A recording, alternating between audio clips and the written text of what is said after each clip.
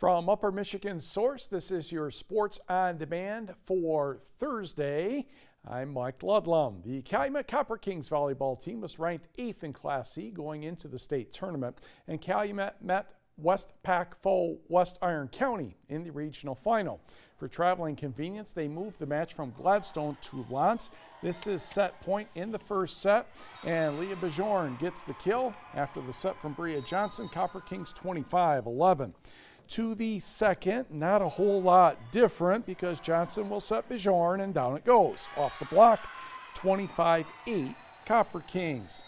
Third set, Wycon said, all right, doggone it, we're going to make a fight out of this, and they sure put up a good battle. Riley Stein setting Rachel Teft, and she puts that one down, and the set is tied at 20.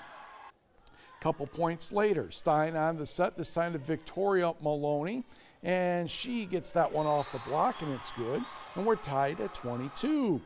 But that was not enough to stop Calumet, so how did they end it? Well, pretty much the same way. Johnson, Bajorn, Kapow, 25 points. That takes care of that. The Copper Kings won the regional championship for the 6th year in a row, and they're very happy keeping that streak going. I'm super excited, especially since last year we made it to semis. We're hoping to make it to the final match this year. We know what it's like, we know what to expect, we know they're going to be tough teams, and we know we have to play super clean volleyball, so it'll be a fun ride next week, hopefully. So awesome. Super fun. Every night I just think about volleyball and I just love the sport, and it's just super fun with this team because we all are super close. No, it's been a blast. It's a fun group of girls. They work hard every day in practice. I push them hard, and they just keep wanting to get better every day. The Copper Kings advance to the quarterfinals, right now set for Munising on Tuesday against Houghton Lake. And that's why they're facing Houghton Lake. They defeated Elk Rapids by the score of 3-1. Now, Class D had some changes. And tonight, Munising and Kearney Nato will meet at Westwood High School at 6 o'clock Eastern Time. And over in the Eastern UP, I believe that match is still scheduled for Brimley, and that will be Rudyard against Pellston. Michigan Tech men's basketball team will host 4 games this weekend as part of the GLIAC Great Lakes Valley Conference Challenge. The Huskies will face Wisconsin Parkside on Saturday night before NMU meets Lewis. The Huskies and Wildcats flip-flop opponents on Sunday. Huskies head coach Kevin Luke says his team is ready to face the Rangers. I think we've had a successful and productive preseason. The guys have come to work every day. There's been a workmanlike attitude. Upcoming weekend, it's going to be tough. Last year, everybody won one game and lost a game in that challenge down at Lewis. All of these programs are very well coached. It's going to be tough, but it's nice because you know exactly where you are for conference play after you play in this tournament. Tip for the Huskies and Rangers Saturday at 6 p.m. followed by NMU and Lewis.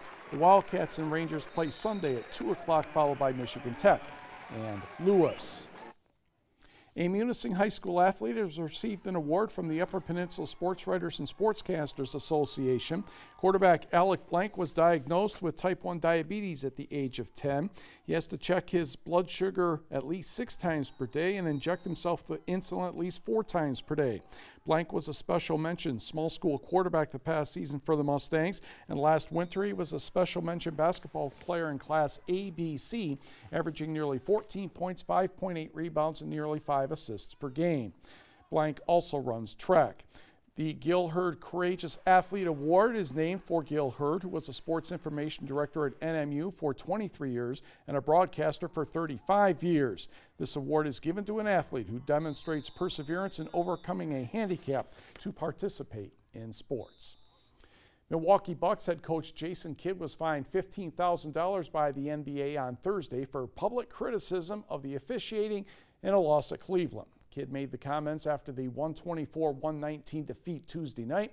Milwaukee was called for 31 personal fouls to 18 for Cleveland, and the Cavs attempted 38 free throws. Kidd pointed out that over the past 3 games, get this, opponents have tried 95 free throws to 40 for Milwaukee. I just got fined, kid said Tuesday night. That's one way. The other way is by expressing to the officials, and I did that the whole night. The different crews that we've had been awful.